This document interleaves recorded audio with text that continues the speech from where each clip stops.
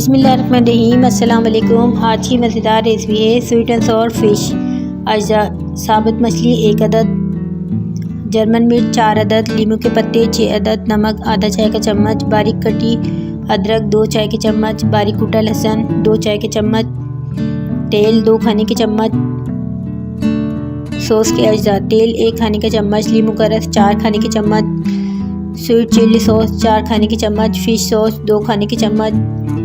तरकीब: सॉस बनाने के लिए 1 खाने का चम्मच तेल, 4 खाने के चम्मच नींबू का रस, 4 खाने के चम्मच स्वीट चिली सॉस, 2 खाने के चम्मच फिश सॉस मिलाकर 2 मिनट पकाएं। सॉस तैयार है। 1 अदद साबुत मछली को धोकर कट लगाएं। फिर एक बर्तन में 2 खाने के चम्मच तेल, 4 अदद लंबी कुटी जर्मन मिर्च, 6 अदद नींबू के पत्ते, 2 चाय के चम्मच बारीक कूटा लहसुन, 2 चाय के चम्मच कुटी अदरक और आधा चाय का चम्मच नमक डालकर मिक्स करें और मछली में भर दें। ऊपर भी लगाएं। अब 200 डिग्री सेंटीग्रेड पर पहले से गर्म ओवन में डिश में 15 से 20 मिनट तक बेक करें।